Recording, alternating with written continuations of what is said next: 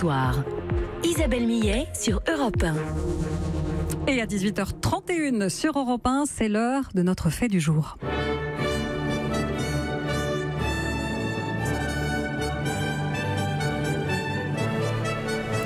Et vous avez reconnu le Te Deum de Marc-Antoine Charpentier, générique de l'Eurovision, dont la finale se déroule demain soir à Lisbonne. C'est la 63e édition. C'est un programme qui existe depuis 1956 et qui fédère en moyenne 200 millions de téléspectateurs. C'est tout simplement le plus grand show musical au monde. Et on a estimé que ça méritait bien qu'on s'y attarde ce soir sur Europe 1. Alors on en parle avec vous, bien sûr, au 39-21, comme tous les soirs. J'attends vos témoignages, vos réactions. Serez-vous devant la télévision demain soir? Est-ce que pour vous, c'est une tradition chaque année, la soirée télé entre copains ou en famille? Appelez-nous donc, c'est le 39-21. Dites-nous qui mérite aussi de gagner cette année, la France, bien sûr.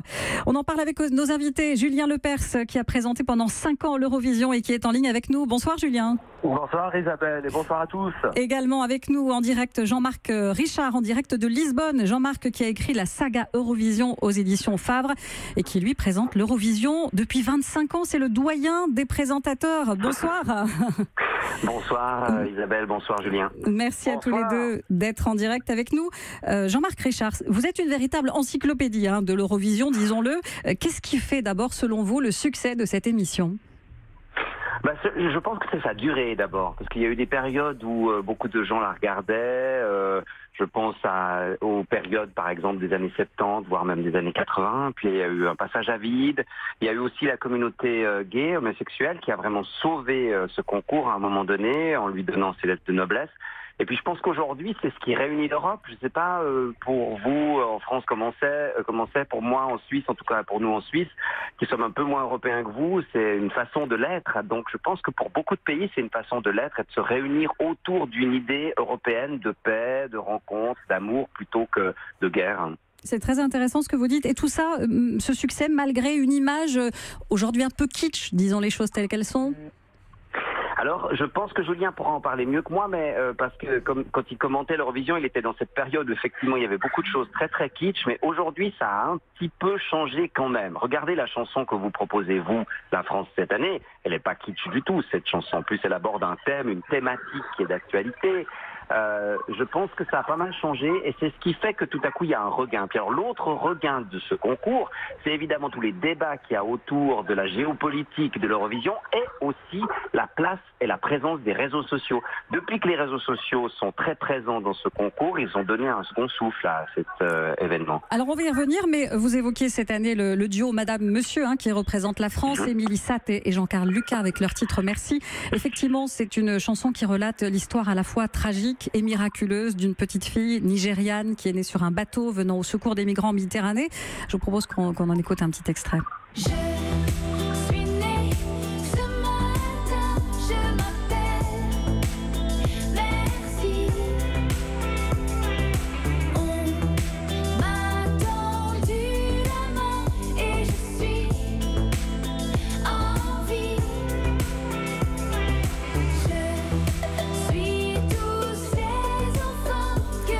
Madame, Monsieur, merci. Ce titre qui va représenter donc la France demain soir à Lisbonne. Julien Lepers, cette chanson, vous pensez qu'elle a ses chances ?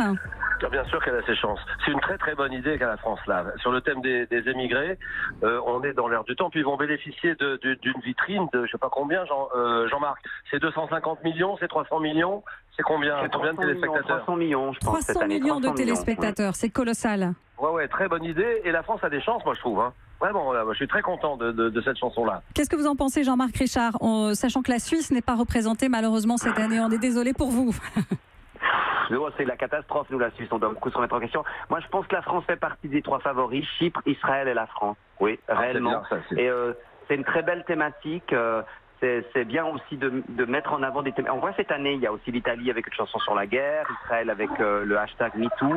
On est sorti un peu des chansons love, love, love, amour, amour, amour. On vient avec des thèmes d'actualité. C'est courageux, ça, c'est bien. C'est vrai que les bookmakers, j'ai vu ça cet après-midi, donnent la France 3e, effectivement, derrière Chypre et derrière Israël. La représentante chypriote, elle s'appelle Eleni Forera. C'est une grecque d'origine albanaise. Elle interprète une chanson qui s'appelle Fuego. C'est un morceau de pop sensuel. On la compare parfois avec Shakira ou Beyoncé. Puis il y a aussi aussi l'israélienne qui pourrait bien gagner demain soir. Elle s'appelle Netta Barzilai. Et dans leur langue. Absolument, ouais. Sa chanson Toy, c'est un appel à l'émancipation féminine qui s'inscrit volontairement dans l'esprit du mouvement #MeToo. C'est important aussi, ça, vous le disiez, Julien Lepers, qu'elle chante dans leur langue. Mais bien sûr, parce que c'est une année où les chanteurs vont un petit peu plus chanter dans leur langue. Il y a eu des années anglo-saxonnes, vraiment. Et là, j'ai remarqué que la Grèce chante dans sa langue, la Pologne aussi. Il y en a pas mal qui chantent dans leur langue. Et je trouve que c'est bien. Voilà. Moi, j'ai beaucoup de souvenirs. L'Eurovision, c'est des souvenirs musicaux, culturels, politiques. Moi, j'étais à Zagreb. J'ai fait Jérusalem, Stockholm, Kiev et Oslo. Mais je suis très loin du record de Jean-Marc. Vous l'avez animé quoi, 4 ou 5 fois ce concours, Julien? Pardon, je n'ai pas compris. Vous l'avez animé 4 ou 5 fois ce concours? 5 fois, oui. C'est vraiment, c'est un très grand, c'est un monument de la télévision, voilà.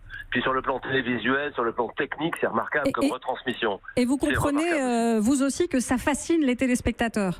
Moi, je comprends très bien. Moi-même, ça me fascine. Demain, je serai devant mon poste de télévision. J'aurai mon avis qui ne correspondra pas à l'avis des autres, sans doute. Mais c'est ça qui est parce que vous êtes un rebelle. Oui. Ouais, je suis un rebelle, voilà, exactement. Mais moi, je me souviens de Marie-Myriam, c'est une magnifique chanson. C'est l'oiseau et l'enfant. Il y avait Frida Bocara. Tu te souviens, Jean-Marc? Frida Bocara. Oui, absolument. Elle me fait penser à Morane. Au début, la France gagnait beaucoup, l'Eurovision. Les chansons en français étaient dominantes. Puis on a eu cette période plutôt anglaise. Puis je pense que Julien a raison. Je pense que cette année, par exemple, on a 14 chansons qui étaient en langue du pays. C'est pratiquement un record. On est en train d'abandonner un petit peu le côté anglophone. Je pense que c'est une assez bonne chose, effectivement. Et nous, les Suisses, on a un problème, c'est qu'il faut choisir une des 4 langues. C'est ça. Pour vous, c'est encore plus compliqué. En tout cas, pour nous, ça fait un bail qu'on n'a pas gagné. On y croit. On croise les doigts pour demain soir. On va marquer une courte pause tous les deux. On attend aussi vos appels à vous, auditeurs d'Europe 1 au 39 21. Dites-nous si vous avez prévu de regarder l'Eurovision demain en famille ou entre amis. Pour intervenir sur Europe 1, appelez le 39 21. 50 centimes la minute. Europe Soir, Isabelle Millet sur Europe 1. 18h39, vous êtes toujours sur Europe 1 et on poursuit notre fait du jour. On parle ce soir de l'Eurovision. J'attends toujours vos appels au 39 21. Dites-nous si vous allez regarder demain soir la cérémonie. La dernière fois que la France a remporté l'Eurovision, c'était en 1977. Comme un enfant aux yeux de lumière qui voit passer au loin les oiseaux, comme l'oiseau bleu survolant la terre, voit comme le monde est beau. Pour le bateau dansant sur les vagues. Marie-Myriam, l'oiseau et l'enfant, vous allez la voir dans la tête jusqu'à ce soir, c'est sûr. Jean-Marc Richard et Julien Lepers sont toujours en direct avec nous, on les remercie. En 63 éditions, la France a gagné 5 fois seulement. Comment expliquez-vous qu'on n'ait pas gagné depuis 1977 ? Moi, je pense que le français est un petit handicap quand même. C'est difficile et les chansons françaises, elles ont du mal à se mesurer à des choses anglo-saxonnes.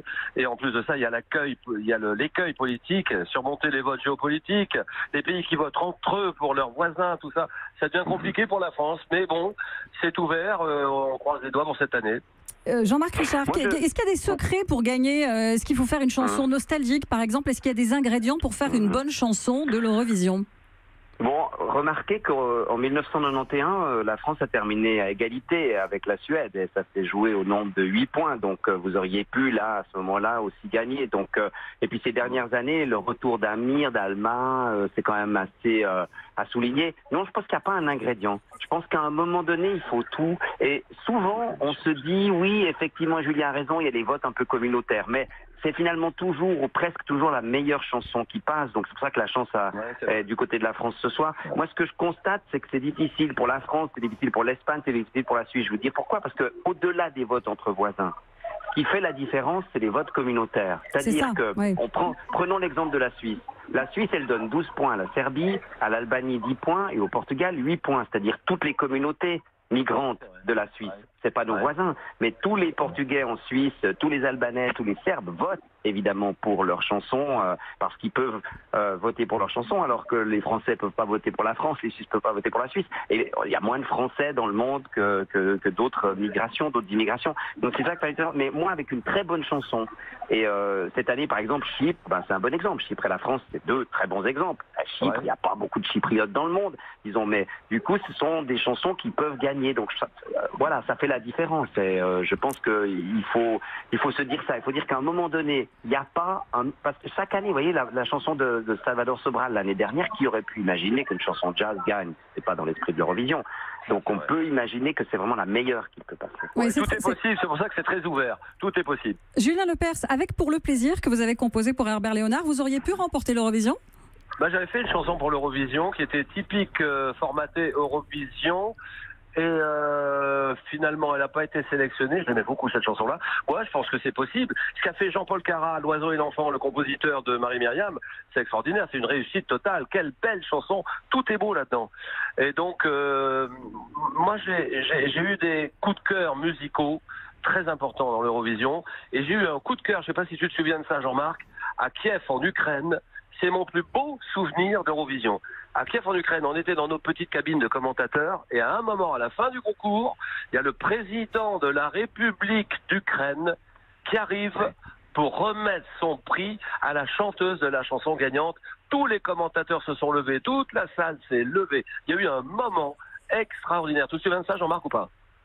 Mais bien sûr, il y a eu des moments forts comme ça. Il y a eu ce moment, je ne sais pas si tu te souviens aussi, ce moment pendant la guerre de Yougoslavie où les Bosniaques avaient réussi à sortir de Sarajevo pour venir chanter. Ça, c'était en 93, en 93. Exactement. Et il y a ce moment où le vote est annoncé, c'est-à-dire qu'au moment où la présentatrice dit on va rejoindre Sarajevo, et là tout le monde est même encore d'y penser, ça me donne le frisson.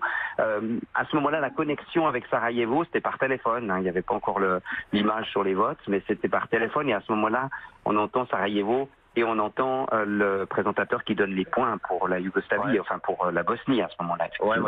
Et ça c'est un épisode qui vous a particulièrement touché, je crois, Jean-Marc Richard. Vous disiez tout à l'heure que l'Eurovision précède les évolutions géopolitiques. Qu'est-ce que vous vouliez dire exactement par là? Complètement. Si vous regardez, par exemple, l'ouverture à l'Est, l'Eurovision, c'est ouvert à des pays comme la Pologne, comme la Russie, bien avant que ce soit le cas au niveau de la communauté européenne. On a vu aussi la Turquie s'en aller de l'Eurovision bien avant que la Turquie rompe ses relations, entre guillemets, avec l'Europe. Avec l'Europe et avec l'Occident en particulier. Donc du coup, on voit ce genre de choses. Et on a vu aussi des tensions naître avec, par exemple, l'Ukraine, la Russie, bien avant que les choses dégénèrent. Donc oui, c'est vrai que ça précède. Mais c'est vrai aussi que l'on peut voir, par exemple, l'Ukraine donner 12 points à la Russie et la Russie donner 12 points à l'Ukraine. Donc il y a aussi cette dimension-là. Vous diriez que l'Eurovision, c'est un message de paix universelle ? Pas toujours, hein. Faut quand même dire qu'il y a eu des choses pas jojo, comme par exemple l'interdiction faite à la chanteuse russe d'entrer en Ukraine l'année dernière pour chanter. Donc pas toujours. Ce que je dis, c'est que les chanteuses et les chanteurs apportent ce message de paix, et je dis, vous pouvez être fiers, vous les Français, cette année, de cette chanson, parce qu'elle apporte un message d'espoir, un message d'amour autour de cette petite fille, comme les Italiens qui ont osé faire une chanson sur la guerre aussi. Donc je crois franchement qu'on se réunit à l'Eurovision plutôt qu'on ne se divise. Et c'est l'occasion de faire passer des messages, en tout cas, évidemment. Jean-Marc, oui, c'est l'occasion. Est-ce que je peux lui poser une question, Isabelle? Je vous en prie, Julien. Pourquoi l'Australie? Que vient faire l'Australie dans l'Eurovision? Ah oui, bonne question. J'allais la poser. En fait, l'Australie diffuse le concours parce qu'elle est membre de l'UR, parce que des grandes broadcasting à des grands diffuseurs. L'Australie diffuse le concours depuis pratiquement 20 ans. Et il y a quelques années, on s'est dit, mais pourquoi est-ce que l'Australie, qui diffuse ce concours et qui a un lien très fort quand même avec l'Europe, avec la Grande-Bretagne, pourquoi est-ce qu'elle ne participerait pas, en fait? Comme à l'époque, il y avait parce que c'est pas en Europe, tout simplement, oui. Non, mais à l'époque, il y avait des velléités de participation aussi, puisqu'il y a même eu la Jordanie, les pays d'Afrique du Nord qui ont participé, qui ne sont pas proprement parlés en Europe. Vous voyez, donc ce sont des gens qui diffusent le concours. Cette année, par exemple, les Américains diffusent le concours, les Chinois ont diffusé là, ils le diffuseront plus parce que l'UR a rompu le contrat, parce qu'ils ont refusé de diffuser 2 chansons, en particulier la chanson irlandaise parce qu'il y avait des danseurs homosexuels dans la chanson, et puis la chanson albanaise parce que l'Albanais avait des tatouages, vous voyez. Donc du coup ça c'est un peu rompu, ça c'est les petites histoires de l'Eurovision. mais disons que il y a beaucoup de gens qui diffusent et qui regardent cette émission au-delà des frontières, entre guillemets, de l'Europe, et c'est une forme d'ouverture. Peut-être un jour, on arrivera à un Mondovision. Merci en tout cas à tous les deux. On a été ravis de partager avec vous vos petites et grandes histoires de l'Eurovision. Merci Julien Lepers. Nous qui vous remercions, Isabelle. Merci, à bientôt. Merci Jean-Marc Richard de la télévision et radio suisse, auteur. Merci Europe 1. Auteur de la saga Eurovision aux éditions Fabre. Et on croise les doigts pour. Merci.